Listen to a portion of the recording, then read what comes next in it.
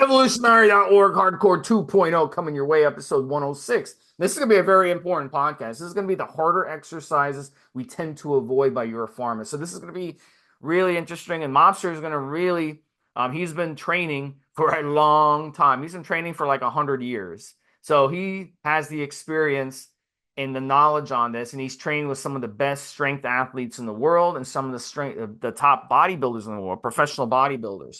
So this is a very, very important topic. And we're gonna talk about why hard work works.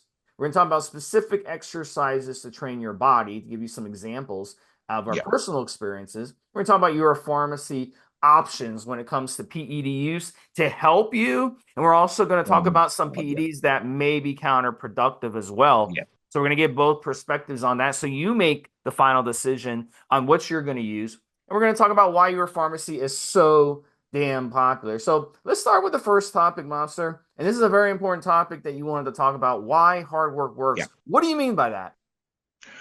Let me preface any of that, Steve. People are listening to this podcast. If our regular listeners are listening to this podcast, you guys want to excel. You want to get strong. You want to get lean. You want to get muscular. So you're not your typical gym user. You're not your mainstream gym user. You're using PEDs to be better than either you personally was yesterday or better than the average Joe or Joanne, right? So let me make sure that that's really, really clear. I also want to be kind of illustrative, Steve. I want to show, right, and you and I have talked about this on other shows, when we say, look around the average gym, the mainstream gym, and how many people are on their phones, how many people aren't really kicking ass, taking names. They go there to get in shape. That's fine. That's what they want to do. But I don't think that typifies our listener. I think our listener is a certain small percentage, a group that wants to excel, wants to get something special from what they're doing. This involves, from time to time, absolutely goddamn awful hard work. Okay. So, Steve and I, and just to clarify this, when we talk about certain exercises, right, I want to put it in two ways, Steve. One is arguably the compounds.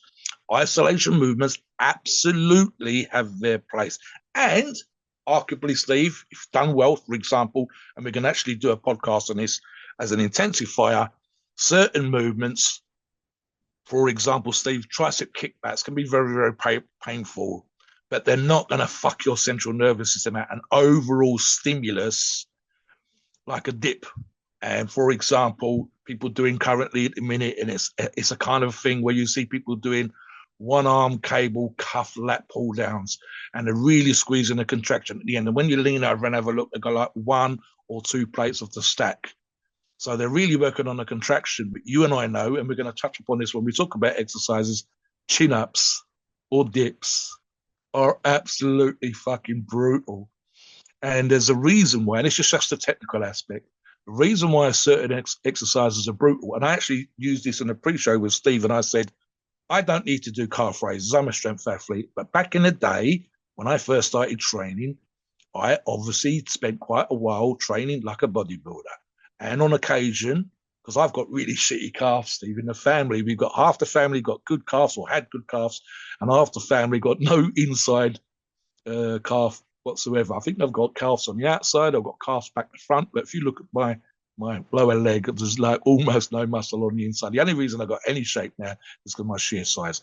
And certain calf exercises, Steve, donkey calf raises, seated calf raises, standing calf raises, I'd get the muscular burn that you're supposed to get within 5 or 6 reps, even with light weights. And if it got at all heavy, it was horrendously difficult for me to do. Not because it was technically hard, but literally I was getting that crazy fucked up contraction and burn and all the rest of that stuff that you're supposed to get very, very quickly. In the old school books written by the great mail order and epic writers of the 50s and 60s, there was a brief description. I see this in a couple of the books, Stephen. It said the exercises that you find hard, even in the 70s and 80s, they were saying this, are the ones you should do. The ones that your body, for whatever reason, is set up to get a great contraction within very few reps, a fantastic intense burn. that literally feel like you're stimulating muscle almost immediately. So the hard exercises for you as an individual to do, which might be down to your physical makeup, it might just be that your body really likes this exercise, are sometimes the exercises that we avoid. But in reality, because you're set up so physically well to do incredibly well, because you feel that stimulus almost immediately, they're actually the exercises that you should do. There's an argument to be made when it comes to genetics, Steve, and I'm thinking of people like Platz, Arnold with his peak, Platz with his legs, all of the top pro bodybuilders of the last 15, 20 years have had amazing backs, and so on and so forth. And I guarantee you, Steve, that when you're using huge weights, like most of the, again, top Mr. Olympians have done the last 10, 15 years, with that much muscle, the impact on the central nervous system, the sheer stimulus on their body, the time that they've taken to recover, incredibly hard, right? So the phrase that we used was why hard work works is really something that you need to kind of think about. And that's the purpose of this podcast. We can't come out there and grab you by the scruff of the neck and make you go down the gym and kick ass. But what we can try and make you do is think about why arguably, and it's not everybody, obviously, Steve, but a percentage of people would do volume over intensity, hoping to compensate for not really killing themselves. Some people will have injuries and they have to avoid certain exercises, but other people are literally just afraid, almost, especially if you go to a commercial gym, they're kind of embarrassed because the pros are doing 3 plates or 4 plates on squats and on deadlifts, and they're only doing 1 plate.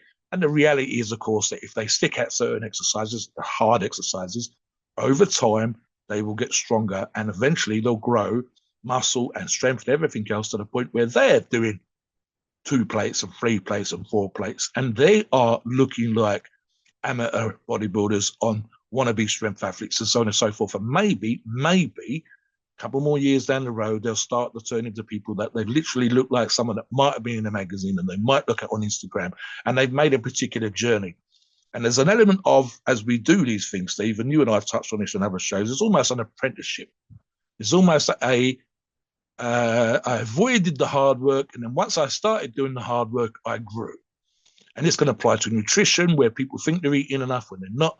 People that are overtraining, and we want them to do a little bit less work, actually, not be in the gym 6, 7 days a week, and actually have a couple of recovery days. You and I have emphasized, for example, on shows when we talk about that recovery in top athletes is as important as the training, gives you great long careers. In terms of bodybuilding and strength athletes, etc., it means you can return to that level of intensity quicker, and that means that your time to get to maximum strength, maximum size, the most muscular ever going to be, is shorter. Let's put it this way, Steve, just as a final analogy before we move on, and I'll invite you in for this as well. There are no top athletes, even with the greatest of genetics, that train light, that don't have a level of intensity to what they do, that aren't serious about their rest and recovery. And if we just talk about sporting arenas, and again, American football, soccer, or whatever else, pretty much every top athlete, boxers included, Steve, whatever you like, has had to have some kind of journey where, if it's, for example, boxing, MMA, you're getting punched in the face. Someone's pulling you down in the cage. Someone's give you a rough tackle on a soccer field, and someone's smashed into you with all the gear from a linebacker or whatever. And there is an element of, whether you like it or not, that none of them's had an easy day. And it is especially true at the very, very top end. The multi-million-dollar athletes have worked hard. I don't care how good they are, how skillful they are, they've still done the hard work. And so, again, this is like the average Joe versus a person that really wants to succeed. And again, you're listening to this show because you want to make a difference. Talk about specifically high-end athletes here, Steve, and how no matter how good they was and how skillful they was, they still had to put in the time and the hard work. Yeah, so I'll give a couple points before I bring in Mobster on the next topic. But look, top-end athletes, as Mobster said, another thing they have coaches, and these coaches push them. These coaches watch film. They watch their videos, whether you be a boxer, football player, soccer player, tennis player. The coaches are there watching, and the coaches will give them advice. Hey, do this a little different, do that a little different. You're weak here, you're strong here. This needs to be improved, and they'll push them. You got to keep that carrot in front of you to improve. The best professional athletes in any sport, it doesn't matter. They strive for excellence. Sometimes there's players, they'll sign big contracts, whether it be hockey, NBA, NFL, whatever, baseball, and they will go from being one of the top five athletes in their sport to being average. So what happened there? They signed their contract and then they took their foot off the pedal. We see this all the time, especially with guaranteed contracts nowadays. And a lot of these sports have guaranteed contracts. I know in baseball and hockey, NHL, NBA, they have guaranteed contracts. Major League Baseball as well. So once they sign their contract, and in the NFL now, more and more, especially quarterbacks, are getting guaranteed money. So what happens when they get their guaranteed money? Now they don't have that carrot in front of them. They're not pushing for that contract. They got the contract. They got a 5-year contract. Almost all of it is guaranteed. So what's their incentive to really bust their ass in the off season, bust their ass in camp, bust their ass, watch more video, push themselves to be great? Either they have it or they don't. Tom Brady always, he had plenty of money later in his career, but he had that, it may have something to do with that fact that he was a 6th-round draft pick and so many other quarterbacks. I think there was like 6, 7, 8 quarterbacks that got drafted ahead of him in that draft. And that made him angry. And that gave him the motivation, no matter what, to always push himself. So some people have that gift where they have that inside motivation where no matter how much money they get, they're always going to be the best. It could be at your job in the office. You know, if you have a job where you get commission, you're going to probably work harder than someone who's just clocks in and clocks out, right? When I used to work in retail, I made a nickel above minimum wage. That was my first job. I was still in high school. I worked for a retail company. I clocked in and I clocked out at the end of the day.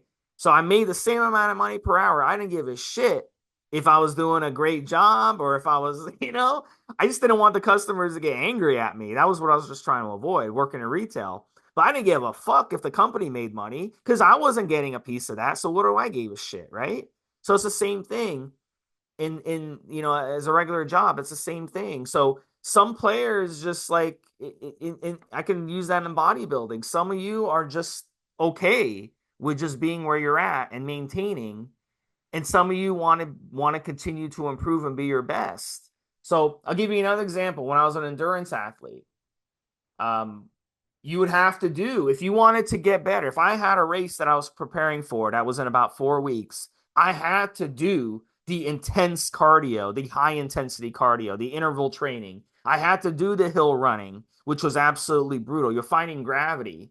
I had to do the long distance running where I'd go run for an hour at a good pace, tempo running, all these different types of running, sprints. I had to do that shit where I pushed my body because on race day, the more work I put in ahead of it, the better I would do on my race day and the less, the better time I could get. So I've seen people at road races, Mobster, running in full fireman or military gear who have almost beat me in these races, and they're carrying 100 pounds of equipment. Yes. Yes. So what's my excuse? If they weren't carrying 100 Exactly. pounds, they would have whipped my ass easy.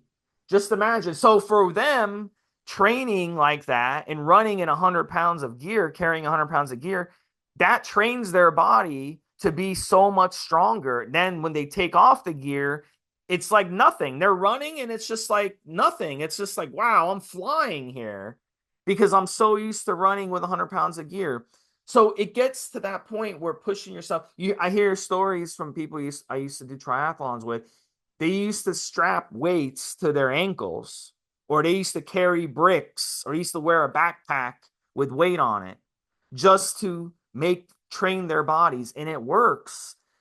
So the only thing is when you get to the point where now you're overtraining and you start getting injuries, that's where it gets counterproductive. So you have to kind of do it the right way, where you have to push yourself, but don't over push yourself. So you have to learn that. And a lot of times, that's hard to do.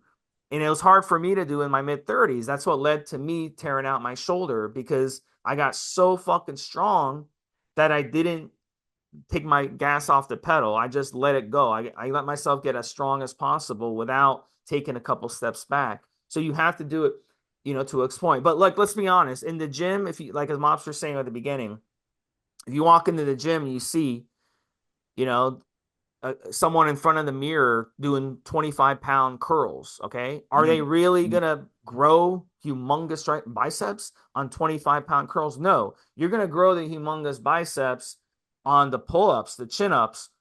Better yet, weighted pull-ups and weighted chin-ups. That's going to force your biceps to get bigger and stronger. So that's going to Yeah. be the difference. Yeah. Let me bring in one exercise, and we will talk about other exercises. So Steve has brought this one up on the forum multiple times, and Steve's just mentioned it there, right? Which is chin-ups. Okay, and listen, I would argue that I'm guilty of this as well, Steve. Right?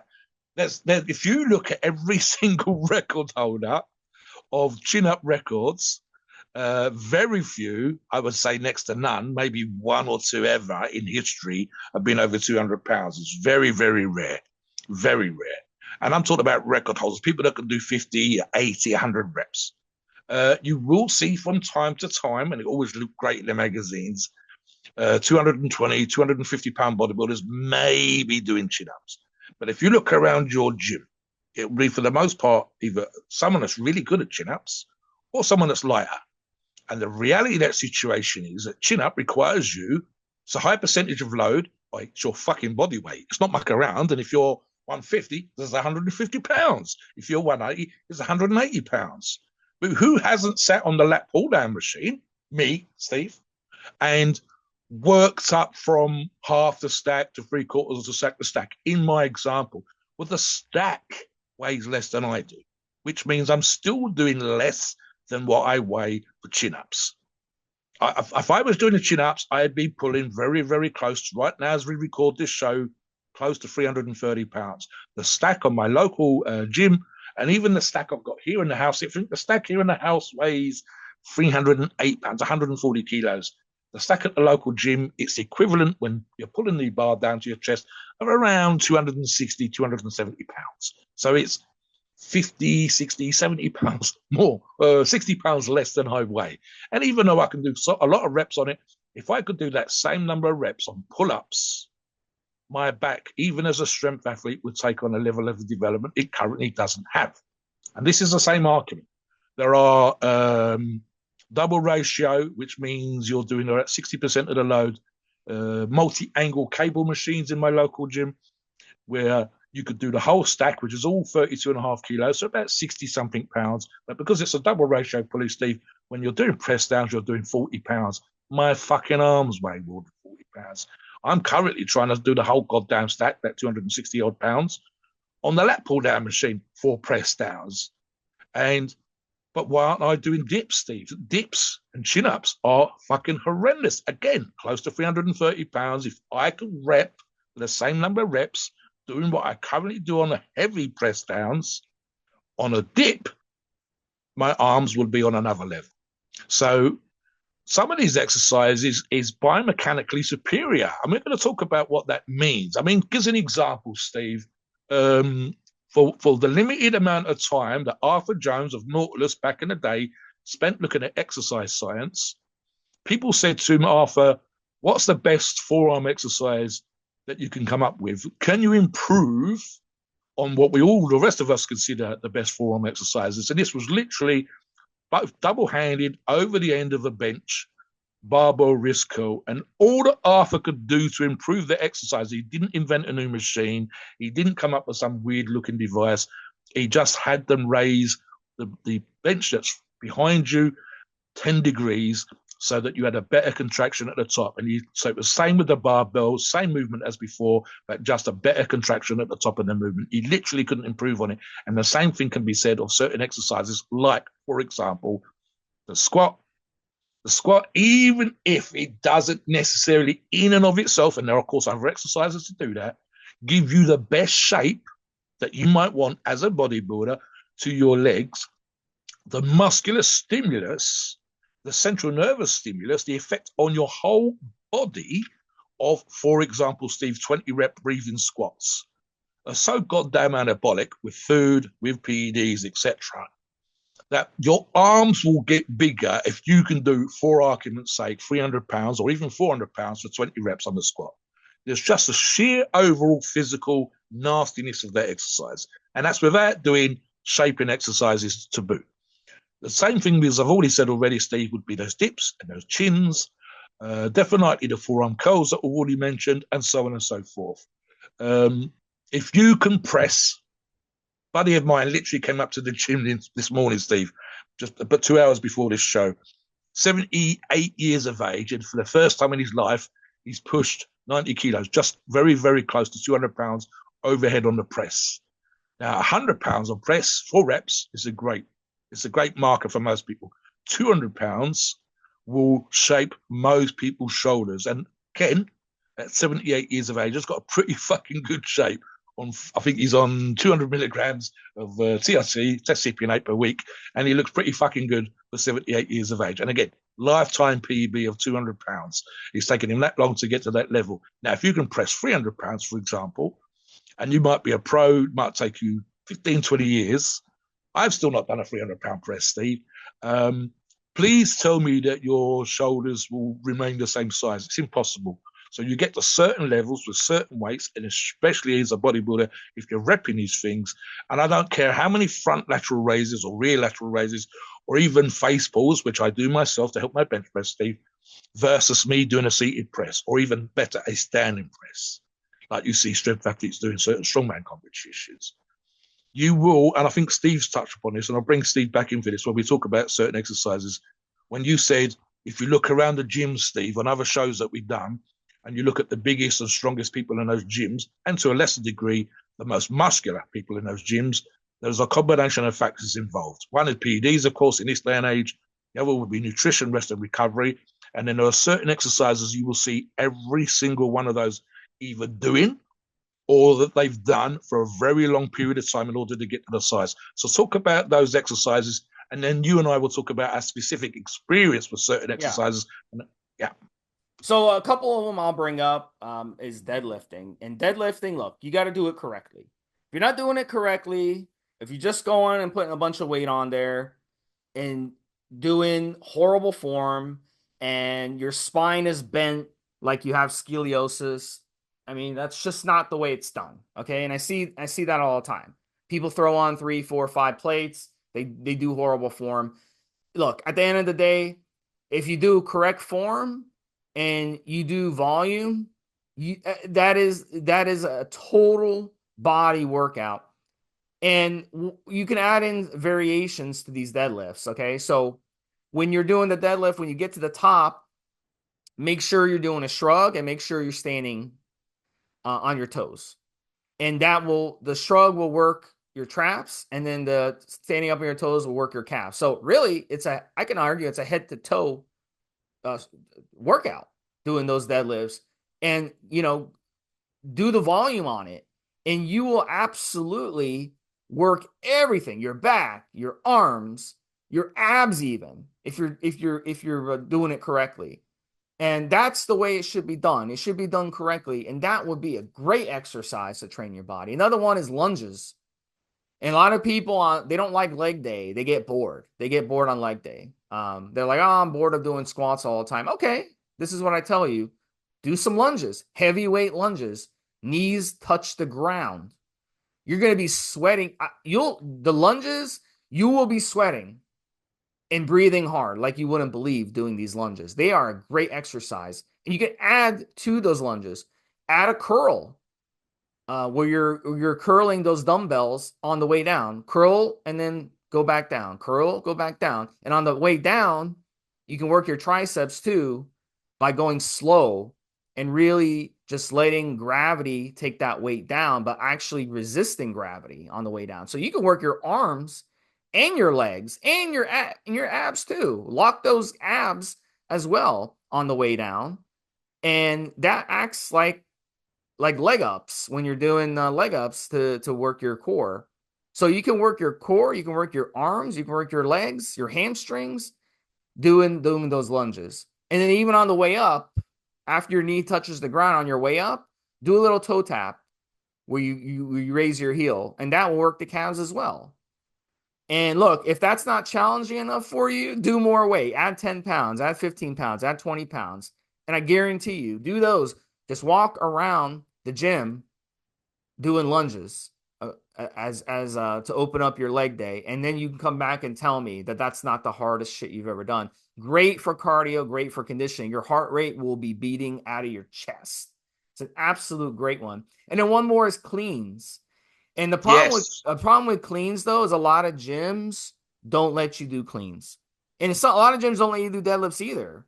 And the reason for that is damaging the equipment. You know, people don't do them right. They slam the weight, they damage the floor, they damage the weights, and gym owners hate that shit because weights are expensive, and Yeah. putting a hole in the ground at the gym is expensive. Yeah. You know, you got to hire someone to come out and fix that. It's not a cheap thing. So obviously, a lot of places don't like it. So what you can do if your gym doesn't have a nice thick mat and doesn't let you do cleans, you could just do them at home. Do them in your garage. Do them in your patio.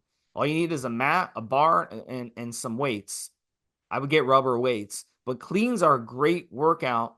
And again, do them correctly. If you do them correctly and do volume, it's just like the lunges and it's just like the squats Mobster talked about earlier. You will be huffing and puffing, and you will basically force growth from your traps all the way down, and especially your glutes and your legs. You'll have a really good, and your core as well, works your abs as well. So cleans are amazing, and for that purpose, just be careful not to overdo it on the cleans. You don't want to injure your wrists or your elbows in the process, or your hips. Let me give you an example that kind of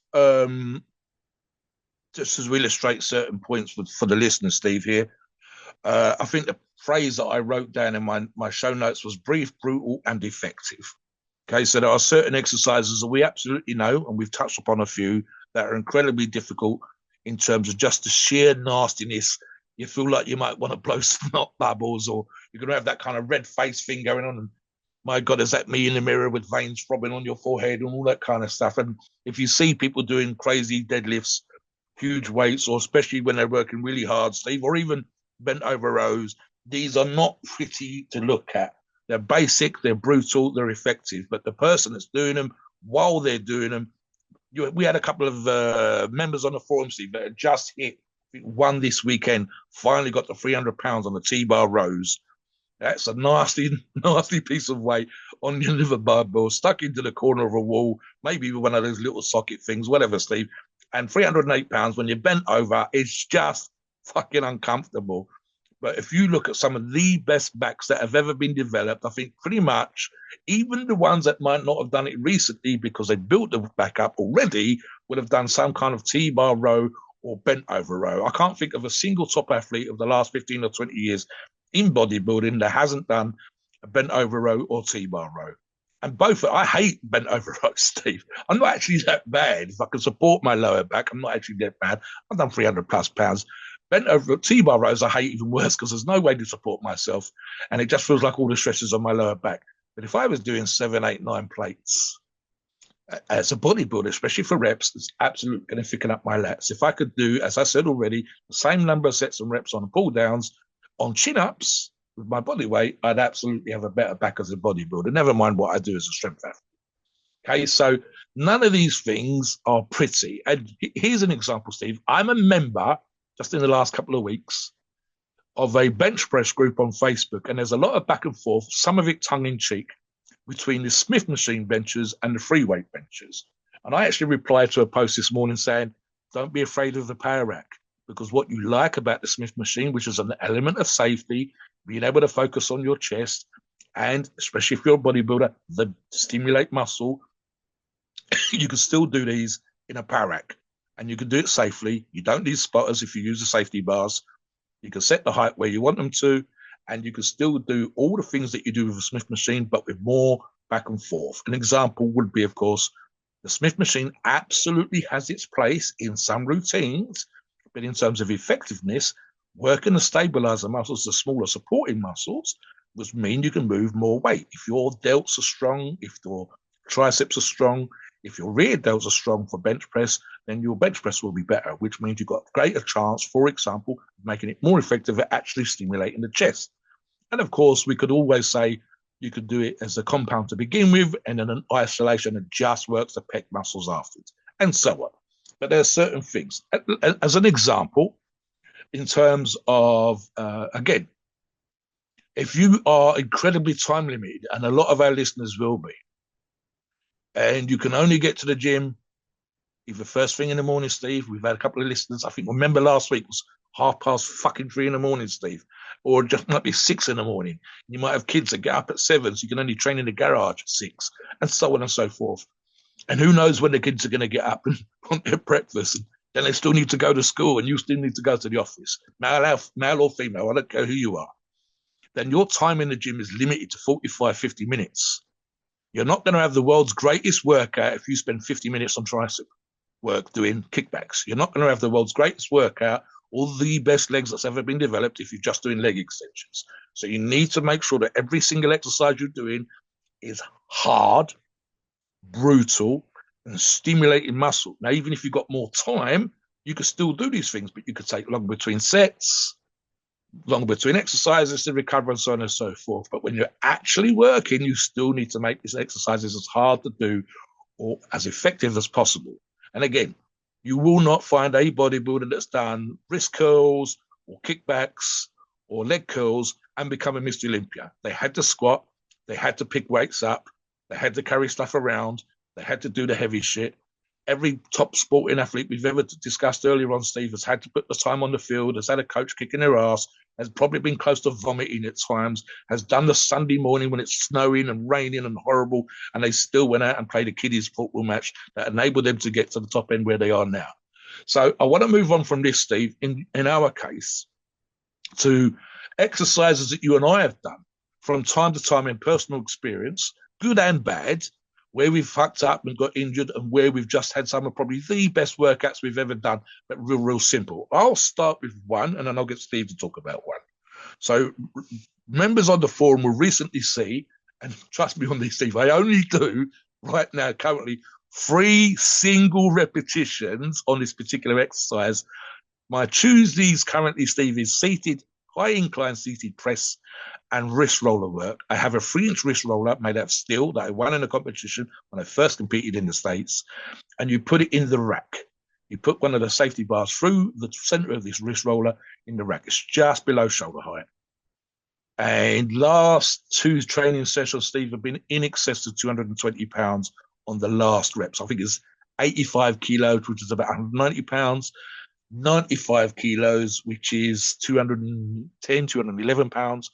And on the last one, it was over 220 pounds. And that's literally 1 rep, rolled up and rolled down, 2 hands at a time. So you're alternating hands, but you are using both hands through the repetition. And it's 1 rep. It takes about 75 to 90 seconds from lowering it up to lowering it down. I don't let it wear from my hands. And last Tuesday, Steve, I had that kind of sort of nice, because I'm not super lean, but the nice little network of veins, especially in my flexors, the meat and muscle underneath the forearm rather than the extensors muscles on the top. And my hands were shaking afterwards. And that was literally 3 single repetitions. It's an incredibly brutal exercise to do. I really have to set my sort of self. I'm practically bracing against the frame because it wants to get away from me. And I think currently I have shown people in the past using a wooden wrist roller at 5 and 10 kilos, 11 and 22 pounds. No one but me is doing this stupid, fucked up, ridiculous exercise. And honestly, Steve, it feels like the meat is being microwaved down to the bone. And it is literally time under tension for all 3 single repetitions amounts to 270 seconds for the whole 3 single reps. So that and that's it's just probably about 80% of my body weight or something ridiculous, 60-70% of my body weight on a wrist curl exercise, on a wrist rolling exercise. It is horrendous. Talk about, Steve, certain exercises that you've done that have been absolutely brutal for you specifically to do, but stimulated fantastic amounts of muscle. And you're way more of a bodybuilder than I am. So one of the things I used to do is I watched a lot of those strongman competitions. I know you're a big fan of that, Mobster, but back in the day, they used to show that on ESPN.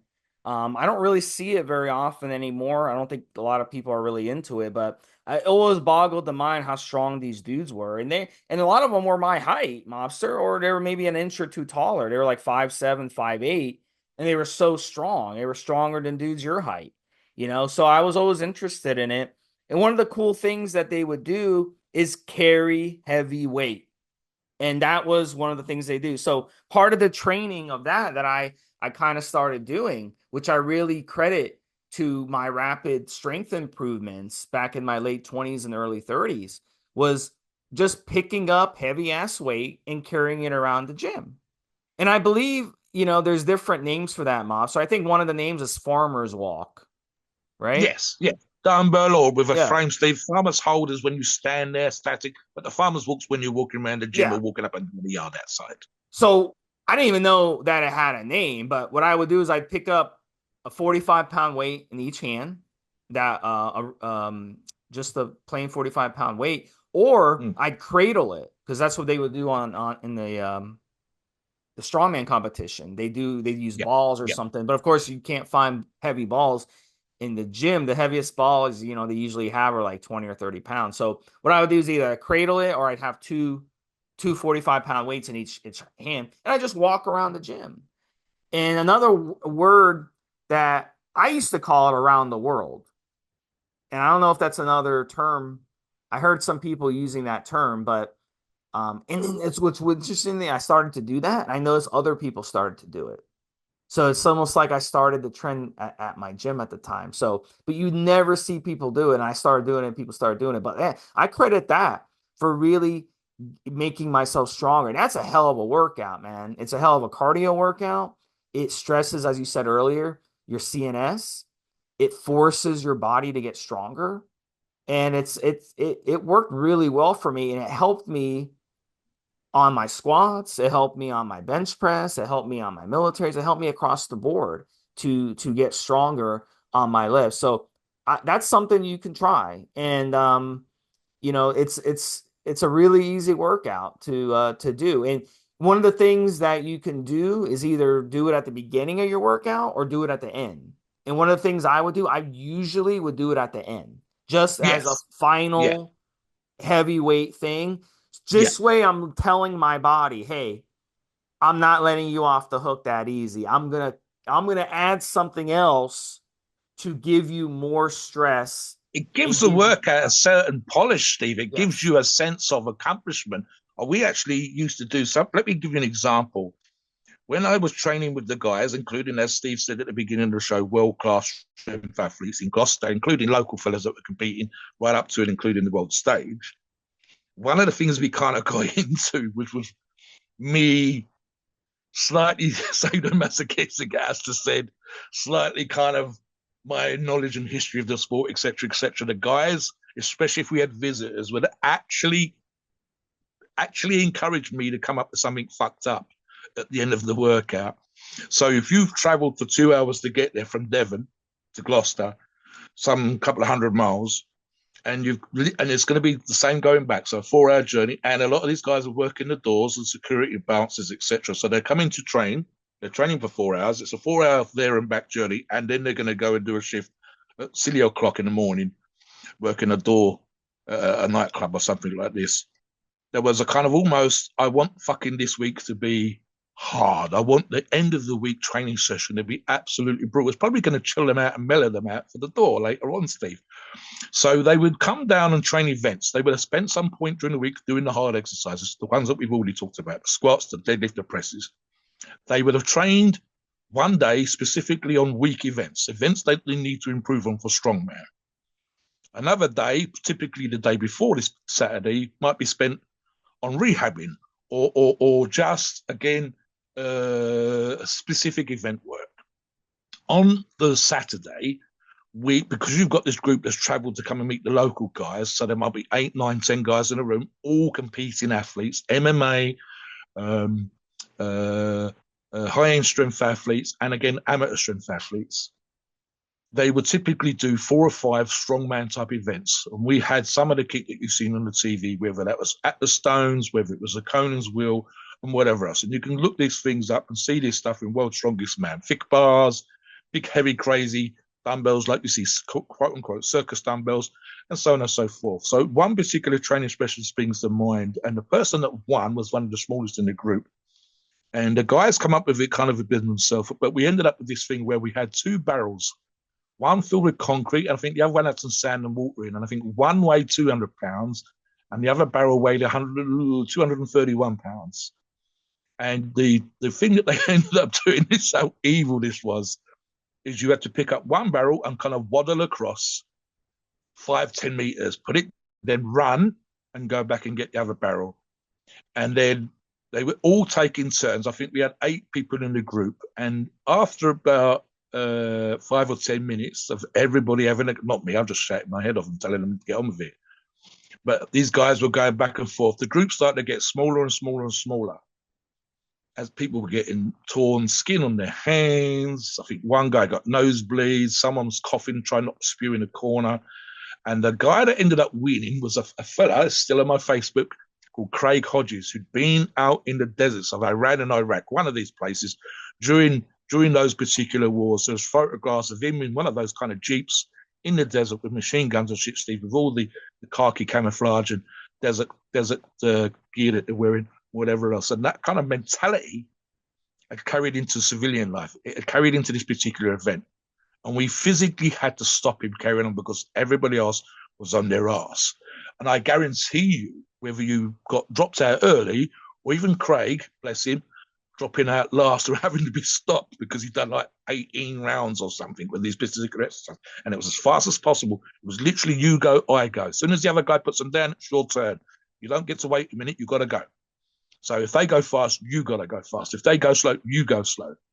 And that kind of fuck you, I'm going to carry on and no matter what to save my buddies was the kind of attitude that needed to come across. So one final tip on this, have a challenge. Sometimes you can do this with a training partner, that sometimes having that kind of challenge or training partner on a you go, I go, encouraging you, pushing you in the gym will help you to do these exercises because it feels easy to do when it's not really easy, of course, because someone there's encouraging you. You've got support, you've got a coach, you've got a good PT or a great training buddy. And if you can get that, these things become that much easier. Let's move on now, Steve, to Euro Pharmacies type products that make brutal workouts more effective and the results become because of the product you're using. Talk about orals and injectables, of course. So look, anabolic steroids work. They're going to push you. They're going to help you push harder. They're going to help you be stronger. They're going to help you build more muscle. They're going to help you recover faster so you can hit your workout. So they're going to, across the board, they do things in the body to help you get more muscle and get more strength. So they do a lot of good things. They break down barriers. And this is absolutely going to help when you're pushing these types of exercises. And there's many options with Euro Pharma when it comes to doing these harder exercises that are going to help you. So let's start with the big one, Trenbolone. And Euro Pharmacies, they have many Trenbolone options. They have different esters, acetate, enanthate, X. They have blends, tren. They have different blends where they include tren with other steroids like masteron, testosterone, etc. So they have it all.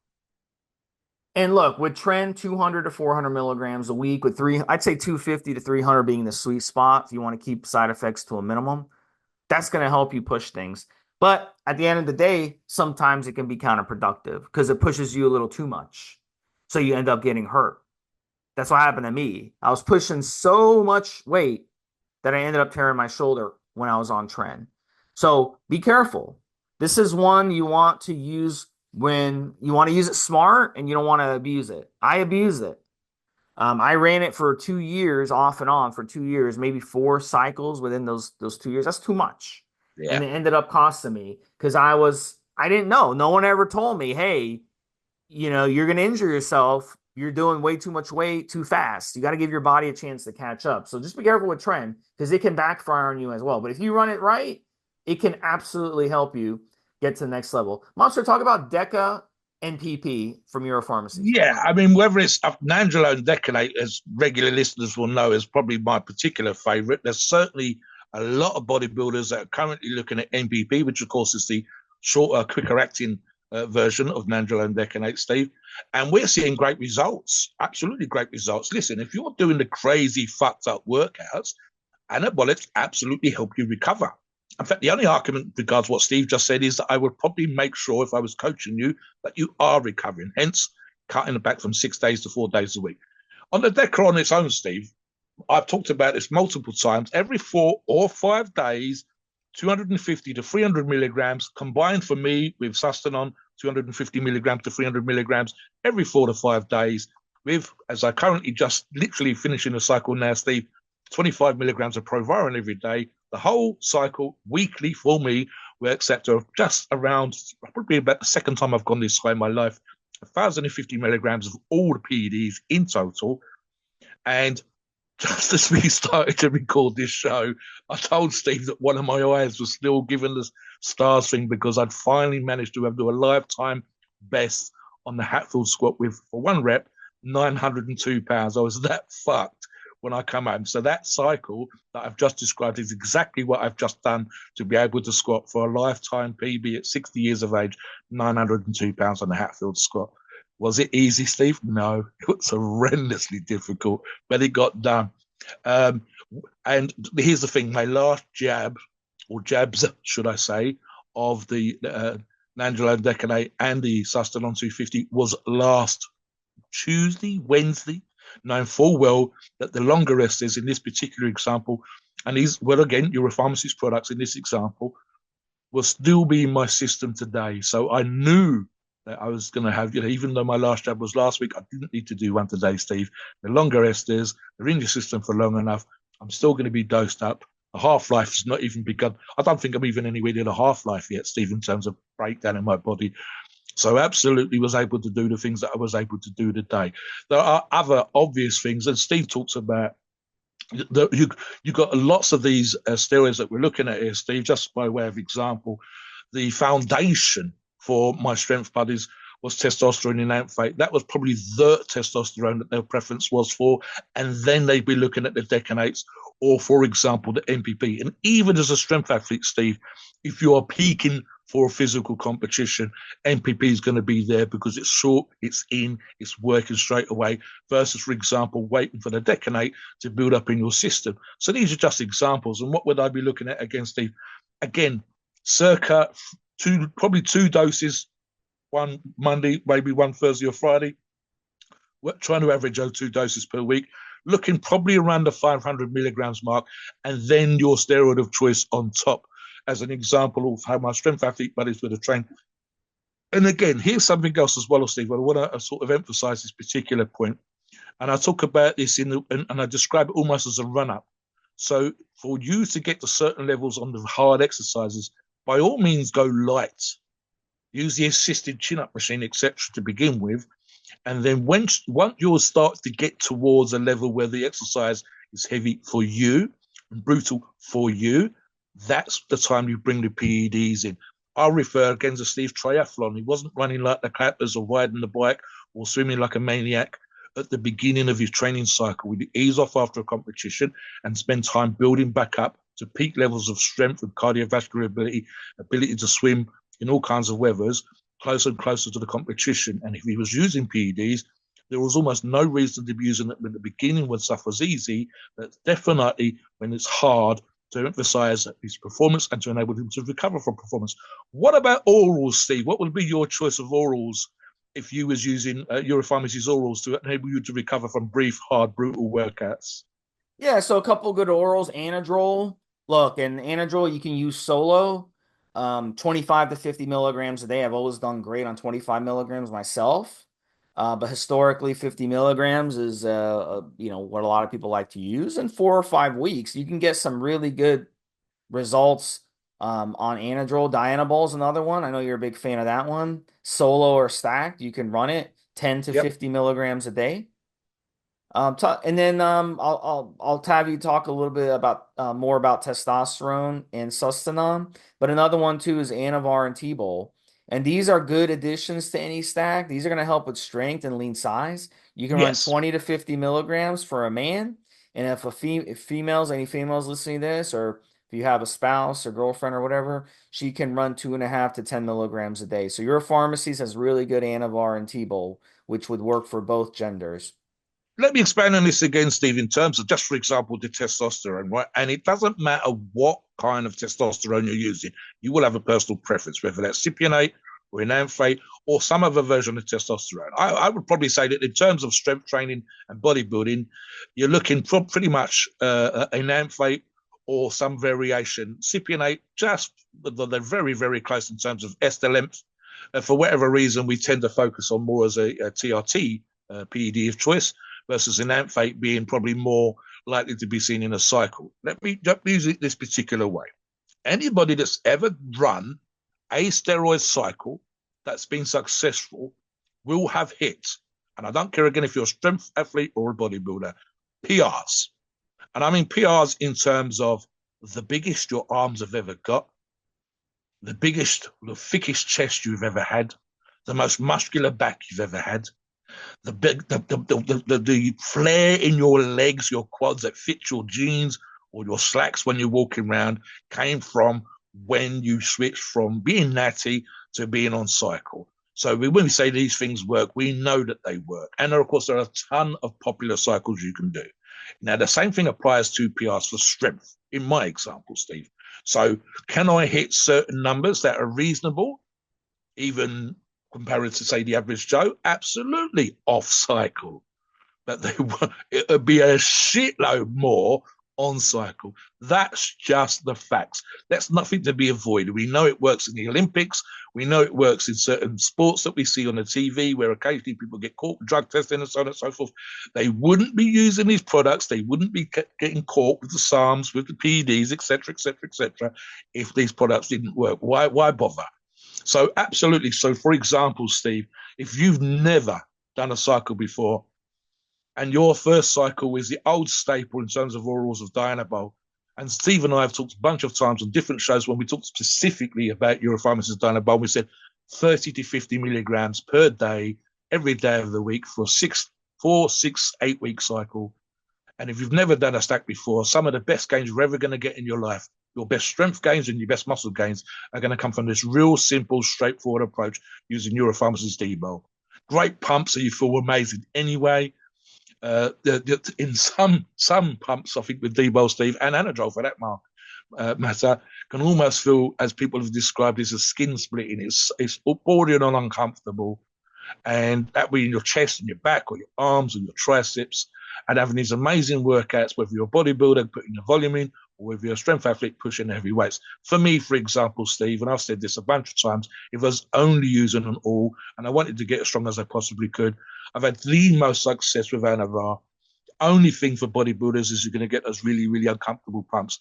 There are still perverts out there, Steve, that love it because it's so goddamn uncomfortable. But I would actually say, for terms of strength, I know that I'm going to reach peak strength just using an oral from Anavar. I know that other more popular orals, for example, Anadrol and even Halo testing that I have tried, didn't, for whatever reason, work as effectively for me, whether it suited my training or whatever else. And yet others, powerlifters, absolutely love Halo, especially back in the day.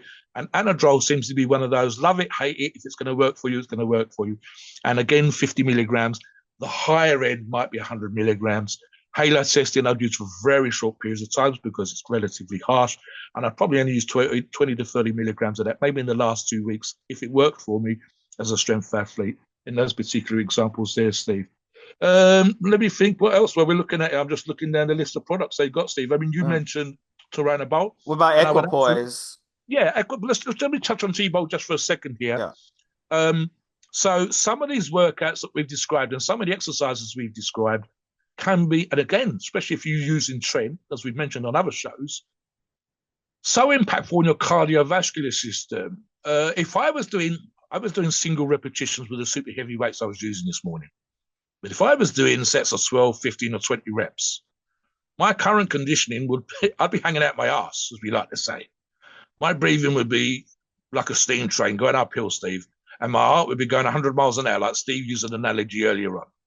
And so to help me through those workouts, Turinabol, dose at 20, 30 milligrams per day, would absolutely enable me, my heart and my lungs to recover quicker, and for me to be able to return underneath the weight for the second or third set at 15 to 20 repetitions that much quicker. And again, especially as we've talked about on other shows, if you're using, which does impact your cardiovascular ability, does impact sometimes your ability to do the overall hard work, because it can make you fantastically strong and fantastically muscular. We can actually take away from your ability to do the repetition and put in the work, and that is tren again.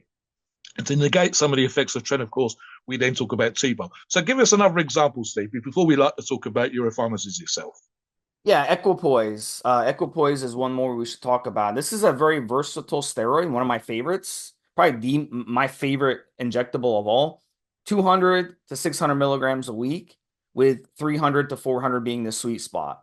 And you can run it with some light testosterone. And look, it's going to help you. What I like about equipoise is it gives you a lot of the benefits of using anabolic steroids without the side effects. So you can really push a lot of these exercises that we talked about on this podcast, the harder exercises, you can really push on them, and it's not going to cause the nausea. It's not going to cause the hypo symptoms. It's not going to cause the excessive sweating and excessive heat, dehydration, like some of these other harsher steroids that we've talked about. So equipoise is a nice, mild option, and it'll give you some nice muscle mass and moderate strength without the bad side effects. So this is another one that you guys should really look at, especially if it's your first, second, third cycle. I think this would be a good option, and it will really help you on those harder exercises. I know it helps me on the lunges, it helps me on the squats and the pull-ups and Yes. stuff like that. So Yeah, this is during the actual workout and post workout. There's an element of here. The sheer hard work can be absolutely exhausting. If you guys are training before you're going to work or to college, going to work or going to college when you've had the world's most brutal workout, you know it's effective. You know it's stimulated muscle. You know it's stimulated strength. Anything that's going to aid in your recovery, so you can put in a day's work or you can put in a day's study, is going to help. And again, example that we've used with EQ, Steve, is this is being given or was being given to race horses to encourage those race horses to race, gallop faster than all the other horses that they were up in competition with, or of course for breeding purposes.